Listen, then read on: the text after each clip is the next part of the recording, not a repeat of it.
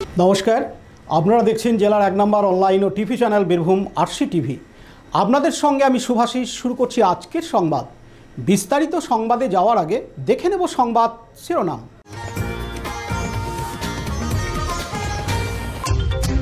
বিদ্যালয়ের মধ্যে বোমা, আতঙ্কিত পড়ুয়ারা সিউড়িতে।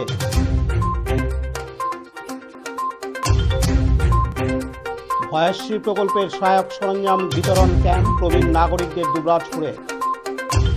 ডোম সমাজের উন্নয়নের জন্য ডেপুটেশন জেলা শাসক দপ্তরের সামনে।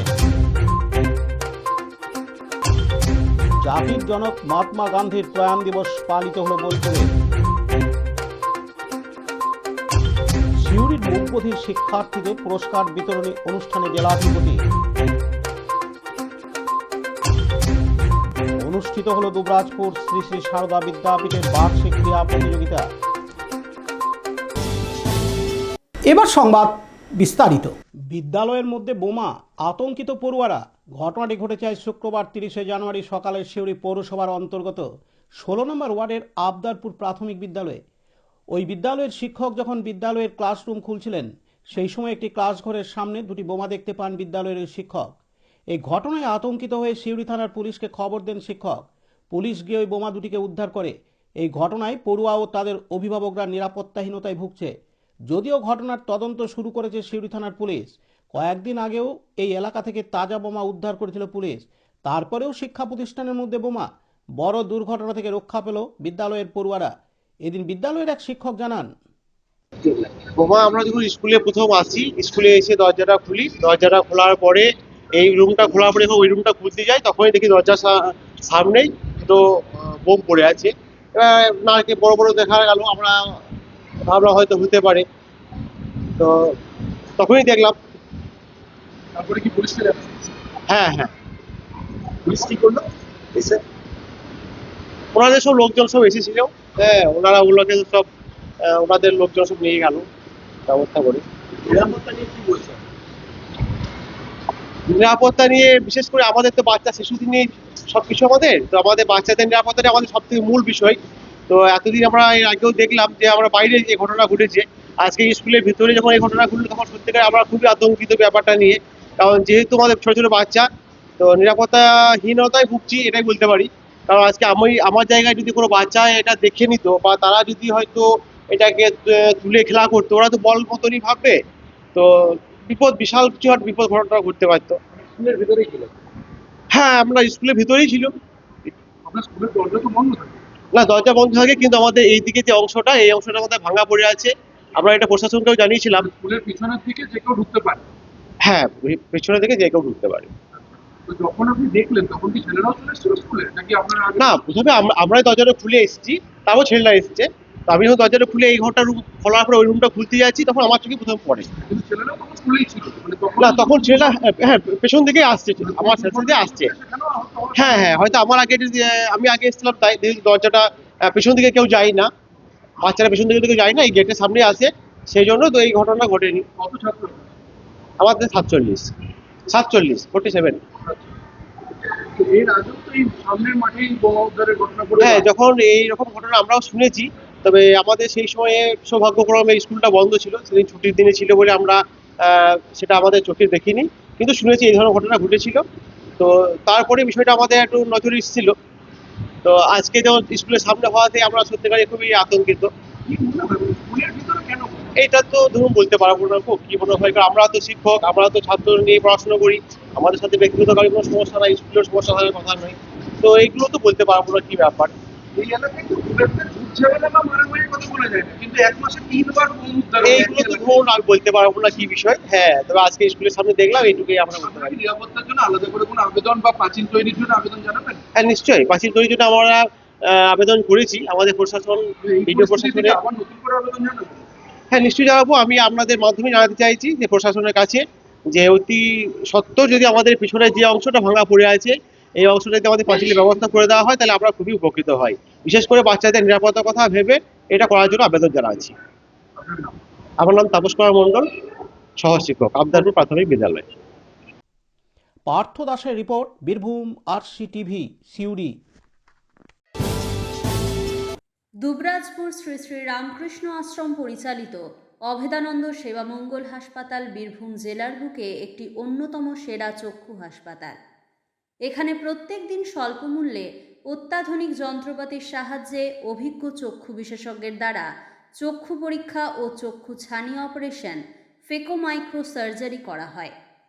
এছাড়াও এই হাসপাতালে অতি স্বল্প মূল্যে যাবতীয় পরীক্ষা নিরীক্ষা যেমন রক্তের সমস্ত রকম পরীক্ষা, ইসিজি, ইউএসজি, থাইরয়েড পরীক্ষা করা হয়। এখানে অতি স্বল্প মূল্যে চশমাও তৈরি করা হয়। এছাড়াও এখানে প্রত্যেক দিন বিনামূল্যে অন্যান্য রোগেরও চিকিৎসা করা হয়। আমাদের আদর্শ শিব ক্যানে চিপ সেবা। যোগাযোগের নম্বর 9382571046 অথবা 95645549। দুবরাজপুর শহরের পথিকৃৎ ক্লাবের ময়দানে দুবরাজপুর বিধানসভার বিধায়ক অনুপ কুমার সাহার উদ্যোগে ও ভারত সরকারের সামাজিক ন্যায় ও ক্ষমতায়ন দপ্তরের সহযোগিতায় ভারত সরকারের ভয়শ্রী প্রকল্পের সহায়ক সরঞ্জাম বিতরণ ক্যাম্প প্রবীণ নাগরিকদের 4700 জনের বেশি হাতে ভয়শ্রী প্রকল্পের অত্যাধুনিক সহায়ক সরঞ্জাম তুলে দেওয়ার কাজ শুরু হয়েছে। এই কর্মসূচিতে উপস্থিত ছিলেন দুবরাজপুরের বিধায়ক অনুপ কুমার সাহা, দুবরাজপুর শ্রী শ্রী রামকৃষ্ণ আশ্রমের শীর্ষ সেবক স্বামী সত্য শিবানন্দ মহারাজ, গীতা ভবনের অধ্যক্ষ স্বামী সত্যানন্দ মহারাজ সহ অনেকে। যেসব প্রবীণ নাগরিকরা সহায়ক সরঞ্জাম নিতে আসতে পারবেন না তাদেরকে বাড়িতে গিয়ে দিয়ে আসবে বলে জানান দুবরাজপুর বিধানসভার বিধায়ক অনুপ কুমার সাহা। এদিন তিনি আরও জানান, আজকে ভারত সরকারের সামাজিক ন্যায় বিচার ও ক্ষমতায়ন মন্ত্রণালয়ের সহযোগিতায় দুবরাজপুর পথিকৃৎ ক্লাবে বয়স্ক মানুষদের যে বয়শ্রী প্রকল্প, সেই প্রকল্পের বিভিন্ন রকম সরঞ্জাম আজকে তাদের হাতে তুলে দেওয়া হচ্ছে। যেমন কেউ কানে শুনতে পায় না, কারোর স্পাইনাল কর্ডের প্রবলেম, কারোর কোমরে প্রবলেম, কারোর হাঁটুর প্রবলেম, কারোর বাথরুমে গিয়ে কষ্ট হয়। তো বিভিন্ন রকমের যে মানুষের যে শারীরিকভাবে অসুস্থতা এবং কষ্ট, সেই কষ্টের কথা বুঝেছিলেন দেশের প্রধানমন্ত্রী নরেন্দ্র মোদীজি, যে কারণে বয়শ্রী প্রকল্পের মতন এত সুন্দর একটি প্রকল্প, যেখানে বয়সের পরে মানুষকে সুস্থভাবে বাঁচার জন্য পাশে দাঁড়ানোর মতন একটা প্রকল্প নরেন্দ্র মোদী এনেছেন। যে প্রকল্পের সুবিধা প্রায় 5000-এর কাছাকাছি এরকম মানুষকে আমরা তাদের সামগ্রী তুলে দিতে চলেছি। আজকে এই কার্যক্রম পথিকৃৎ ক্লাবে, যেখানে দুবরাজপুর ব্লকের বহু গ্রাম থেকে মানুষ এসেছে, খয়রাসোলেও ক্যাম্প হয়েছে, বাবুইজোড়েও ক্যাম্প হয়েছে। আমরা প্রত্যেকের সামগ্রী তাদের হাতে তুলে দেব। আমি ধন্যবাদ জানাই দেশের প্রধানমন্ত্রী নরেন্দ্র মোদীজিকে এবং সামাজিক ন্যায় বিচার ও ক্ষমতায়ন মন্ত্রণালয়ের মন্ত্রীকে, এবং পশ্চিমবঙ্গে যে আলিঙ্গ যে সংস্থা আছে ভারত সরকারের, তাদের সহযোগিতায় যেভাবে এই সমস্ত মানুষ যাদের পাশে দাঁড়ানোর জন্য আজকে আমাদেরকে এই ক্যাম্প। লালটু মুখার্জির report, Birbhum RC TV, Dubrajpur. আজ শুক্রবার 30শে জানুয়ারি 14 দফা দাবিকে সামনে রেখে ডোম সমাজের বিক্ষোভ ও ডেপুটেশন জেলা শাসক ও পুলিশ সুপারের দপ্তরের সামনে। শিল্পী ভাতার দাবিতে বিক্ষোভ ও ডেপুটেশন। উপস্থিত ছিলেন কাঁচাবাদাম গানের স্রষ্টা ভুবন বাদ্যকর। এদিন তারা জানান, পশ্চিমবঙ্গ ডোম উন্নয়ন পরিষদ গঠন করতে হবে। ডোম জনজাতির প্রত্যেক ভূমিহীন পরিবারকে পাট্টা দিতে হবে। ডোম জনজাতির শিল্পীদের শিল্পী সম্মান ভাতা প্রদান করতে হবে। শিক্ষিত যুবক যুবতীদের চাকরির ব্যবস্থা করতে হবে। এই ধরনের 14 দফা দাবি রাখা হয় আজ জেলা শাসক ও জেলা পুলিশ সুপার দপ্তরের সামনে। সেই সঙ্গে ডেপুটেশন দেওয়া হয়। এদিন কাঁচাবাদাম গানের স্রষ্টা ভুবন বাদ্যকর জানান, আমরা এসেছি দাবি নিয়ে, মানে আমাদের অনেক কিছু দাবি আছে, যেমন এই জাতি শিল্প আছে। আমরা যে মানে জাতি শিল্প বলতে অনেক কিছু, ঝুড়ি বুনি, ঝুড়ি মোড়া, পেছে, ঘুঘু ঘুনি সবই বুনি, সেইগুলো ঢাক বাজানো, মানে এই দাবি নিয়ে আমরা এসেছি। সেগুলো না কেন কার্ড হবে না, তার জন্য আমরা ডিএম সাহেবের কাছে আমরা আবেদন জানাবো। তো আমাদের ডোম সমাজে কেউ তো ভালো করে পায়নি বলে তো আমরা ডিএম সাহেবের কাছে আসতে বাধ্য হয়েছি। আমরা ডোম জাতি, হ্যাঁ, আমরা পাঁচটা কাজ করি, আমরা ঢোল ঢাক বাজাই, কিন্তু আমাদের সমাজের মধ্যে 10 জনের মধ্যে হয়তো একজন আপনি পাচ্ছে। তো একজন শিল্পী, আমি তো একজন শিল্পী, আমি আপনার তো একটা গান গোটা বিশ্বে ছড়িয়ে পড়েছিল, ছড়িয়ে তারপরেও পড়েছিল। এখনো যদি আমি সেই বীরভূম নিয়ে গানটা করি, বীরভূমকে চিনিয়েছে আমার বাদাম, কাঁচা বাদাম। সেই কাঁচা বাদাম গানে আপনাদের কাছে আশীর্বাদ নিয়ে ভগবান আমাকে তুলে দিয়েছে আপনাদের কাছে। আপনাদের পদধূলিতে আমি পড়ে আছি। তাই আমার যদি কিছু না হয় তাহলে আমার কত অফসোস হয় জানেন তো। যদি ডিএম সাহেব আমাকে যদি কিছু না আম, সাহায্য করে, আমি কি করে এবং আমার জাতিকে যদি সাহায্য জাতীয় সরকারের কাছ থেকে সাহায্য পান না, না কিছু পাই না, আমার জাতিও বঞ্চিত না। আপনার জাতীয় বঞ্চিত। না, জাতি বলতে শুনেন, আমরা রাজ্য সরকার কাছ থেকে আমরা পাই কি, আমরা কন্ট্রোলে রেশন পাই। তারপরে ইন্দ্রবাস ঘর একটা দিয়েছিল, সেটাও পেয়েছি। হ্যাঁ, কিছু কিছু পেয়েছি।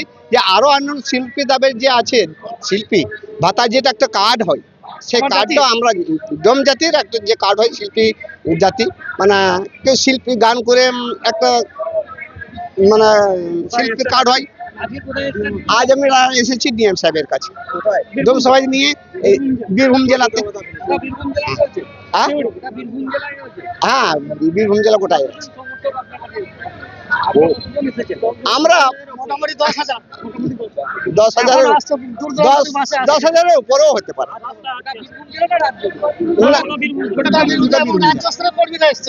কত দফা দাবি আছে আপনাদের? 14 দাবি আছে। দাবি যদি না মানা হয় কি করবেন? আমরা আগামী দিনে বিরোধ আন্দোলনে নামতে বাধ্য হব। আমার নাম ভুবন বাদ্যকর। আমি পার্থ দাসের report, Birbhum RC TV, Suri. আজ শুক্রবার 30শে জানুয়ারি জাতির জনক মহাত্মা গান্ধীর প্রয়াণ দিবস। এই প্রয়াণ দিবসকে স্মরণ করতে বোলপুর মহকুমা তথ্য সংস্কৃতি দপ্তর একটি সর্বধর্ম সমন্বয়ে প্রার্থনা সভার আয়োজন করা হয়। প্রথমে গান্ধীজির প্রতিকৃতিতে মাল্যদান ও পুষ্পার্ঘ্য নিবেদন করে তাকে শ্রদ্ধা জানানো হয়। জাতির জনক মহাত্মা গান্ধীর প্রয়াণ দিবসটি শহীদ দিবস হিসাবে পালিত হচ্ছে। মহাত্মা গান্ধী সারা দেশে শান্তি, অহিংসার বার্তা ছড়িয়ে দিয়ে গেছেন। মহাত্মা গান্ধীর জীবনধারা, সততা এবং অহিংসা সমগ্র দেশবাসীকে অনুপ্রেরণা যোগায়। এদিন এই অনুষ্ঠানে বিশেষ অতিথি হিসেবে উপস্থিত ছিলেন বোলপুর মহকুমা শাসক ডক্টর অনিমেষ কান্তি মান্না, বোলপুর মহকুমার তথ্য সংস্কৃতি দপ্তরের আধিকারিক নীলুপা পারভিন সহ অন্যান্য আধিকারিকবৃন্দ। এছাড়াও বিভিন্ন ধর্মের ধর্মগুরুরাও এই অনুষ্ঠানে যোগদান করেন। আজকে আমাদের জাতির পিতা মহাত্মা গান্ধীর মহাপ্রয়াণ দিবস। 1948 সালে আজকের দিনটিতে এই মহান ব্যক্তি আমাদের ছেড়ে চলে গেছিলেন এবং ওনাকে স্মরণ করি আজকে দিনটিকে আমরা শহীদ দিবস হিসেবে পালন করি। এখানে আমার মহকুমা তথ্য সংস্কৃতি দপ্তরে একটি প্রার্থনা সভার আয়োজন করা হয়েছিল। সেখানে সর্বধর্ম মানুষজনকে নিয়ে আমরা এই প্রার্থনা সভা করেছিলাম। তার একটাই উদ্দেশ্য হচ্ছে যে সব ধর্মের মূল কথা হচ্ছে এক, মানবতার ধর্ম। আমরা সবার আগে মানুষ, তারপরে আমাদের নিজের নিজের ধর্ম। সেই মানবতার ধর্মকে আমরা এগিয়ে নিয়ে গিয়ে মানুষে যে হিংসা, মারামারি, কাটাকাটি, সেই জিনিসগুলোকে আমাদের বন্ধ করতে হবে। আমাদের ভিতর থেকে আমাদের আমরা যে একজন মানুষ, সেই জিনিসটাকে বের করে আনতে হবে। এবং সর্বোপরি গান্ধীজির আদর্শ যে অহিংসা, হিংসা করো না, আমরা অহিংসার মাধ্যমে সবকিছুকে জয় করো, সেই আদর্শগুলোকে আমাদের প্রতিদিনের চলার পথের পাথেয় করে রাখতে হবে। এই বলে আমি আমার বক্তব্য শেষ করছি। আপনার নাম? আমি নীলুপা পারভিন, মহকুমা তথ্য সংস্কৃতি আধিকারিক, বোলপুর। কাজী আমিরুল ইসলামের report, Birbhum RC TV, Bolpur. Birbhum জেলার মুকবধির ছাত্রছাত্রীদের পড়াশোনার জন্য 1936 খ্রিস্টাব্দে প্রথম প্রতিষ্ঠিত হয়েছিল সিউড়ি মুকবধির বিদ্যালয়। পশ্চিমবঙ্গ জনশিক্ষা প্রসার দপ্তর কর্তৃক পোষিত এই বিদ্যালয়ে প্রতি বছরের মতো এবারেও পুরস্কার বিতরণী সভা অনুষ্ঠিত হয়। গত 28শে জানুয়ারি তারিখে এখানে ছাত্রছাত্রীদের নিয়ে হয় বার্ষিক ক্রীড়া প্রতিযোগিতা। আজ শুক্রবার 30শে জানুয়ারি জয়ীদের হাতে পুরস্কার তুলে দিলেন জেলা পরিষদের সভাধিপতি ফাইজুল হক রূপে কাজল শেখ, বিদ্যালয়ের সভাপতি তথা সদর মহকুমা শাসক সুপ্রতীক সিনহা, CWC এর আধিকারিক শিপ্রা কোনার, জনশিক্ষা দপ্তরের আধিকারিক বিশ্বনাথ রায় প্রমুখ।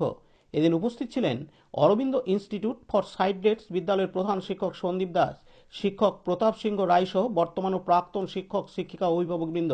ছাত্রছাত্রীদের উদ্দেশ্যে জেলা পরিষদের সভাধিপতি ফাইজুল হক রূপে কাজল শেখ বলেন, শিক্ষক শ্রী জনার্দন সেন মহাশয় থেকে শুরু করে এই বিদ্যালয়ের যেসব শিক্ষক শিক্ষিকারা দায়িত্বে রয়েছেন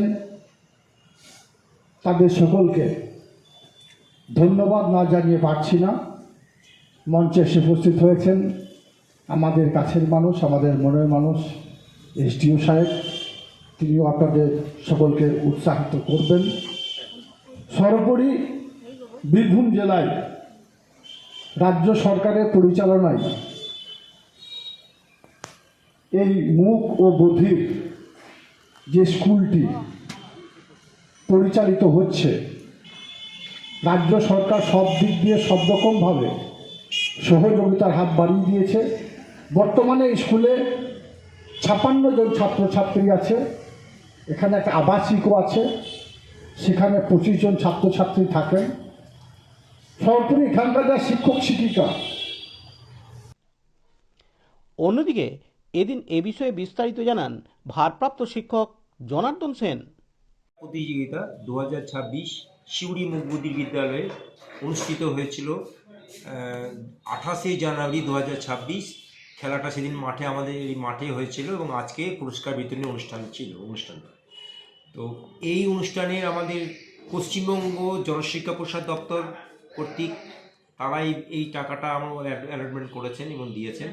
এবং আজকে সভাপতি ফাইজুল হক মহাশয় ছিলেন, জেলা সভাধিপতি, এবং আমাদের প্রধান অতিথি ছিলেন শিশুর প্রতীক সিনহা, এসডিও, সদর মহকুমা শাসক তথা এই বিদ্যালয়ের সভাপতি মহাশয়, এবং জনশিক্ষা প্রসার দপ্তরের সেকেন্ড অফিসার বিশ্বনাথবাবু ছিলেন, এবং মঞ্চে ছিলেন সিউড়ি অরবিন্দ ইনস্টিটিউট ফর সায়েন্সের ভারপ্রাপ্ত প্রধান শিক্ষক মহাশয় এবং আরও অন্যান্য গুণী ব্যক্তিগণ এবং শিক্ষক শিক্ষিকাগণ। আমাদের আজকে ছেলে মেয়েদের যে অনুষ্ঠানটা বাকি ছিল সেটা ছিল যে গোয়েজো লাইফ, অর্থাৎ যেমন খুশি সাজো। ছেলেরা আশা করি সকলেই তাদের ভালো করেছে। এবং তাছাড়াও আমাদের মেয়েদের, বধির মেয়েদের একটা নৃত্যানুষ্ঠান ছিল এবং তার শিক্ষা দেয় আমাদের এই এলাকারই সায়রি দে, যথেষ্ট উনি হেল্প করেন আমাদের বিষয়টা। এবং আমাদের বিভিন্ন প্রোগ্রামে আমি যথা জেলা প্রশাসনের তরফ থেকেও আমাদের যে বিভিন্ন অনুষ্ঠানে আমাদের ডেকে পাঠায় নৃত্যের জন্য, আমরা সেই অনুষ্ঠানে অংশগ্রহণ করি। আপনার নাম কি? আমার নাম জনার্দন সেন, ভারপ্রাপ্ত প্রধান শিক্ষক। পতিত পাবন বৈরাগ্যের রিপোর্ট, বীরভূম RCTV সিউড়ি। দুবরাজপুর শ্রী শ্রী সারদা বিদ্যাপীঠের বার্ষিক ক্রীড়া প্রতিযোগিতা অনুষ্ঠিত হল ঠাকুর সত্যানন্দ শিশু ময়দানে। দুদিন বাছাই পর্বের পর আজ শুক্রবার 30 জানুয়ারি ছিল বার্ষিক ক্রীড়া প্রতিযোগিতার চূড়ান্ত পর্যায়ের খেলা। 25টি বিভাগে 950 জন ছাত্র অংশগ্রহণ করেছিল, যার মধ্যে ছিল 100 মিটার দৌড়, 200 মিটার দৌড়, 400 মিটার দৌড়, 600 মিটার দৌড়, 800 মিটার দৌড়, হাই জাম্প, লং জাম্প, যেমন খুশি সাজসহ আরও অনেক প্রতিযোগিতা। এদিন প্রথম, দ্বিতীয়, তৃতীয় স্থানাধিকারীদের হাতে ট্রফি তুলে দেওয়া হয়। উপস্থিত ছিলেন দুবরাজপুর পৌরসভার পুরপিতা শ্রী পীযূষ পাণ্ডে, দুবরাজপুর শ্রী শ্রী রামকৃষ্ণ আশ্রমের শিষ্য সেবক স্বামী সত্য শিবানন্দ মহারাজ, দুবরাজপুর শ্রী শ্রী সারদা বিদ্যাপীঠের প্রধান শিক্ষক সহ আরও অনেকে। সমগ্র অনুষ্ঠানটি পরিচালনা করেন বিদ্যাপীঠের ক্রীড়া শিক্ষক শ্রী প্রদ্যুৎ কুমার রায়।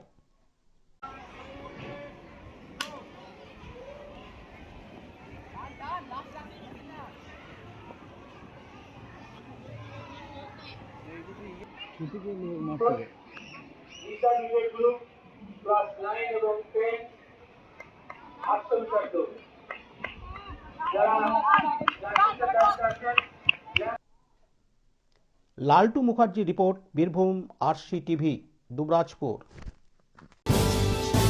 আজকের সংবাদ এই পর্যন্ত। পরবর্তী সংবাদের জন্য চোখ রাখুন বীরভূম RCTVর পর্দায়। নমস্কার।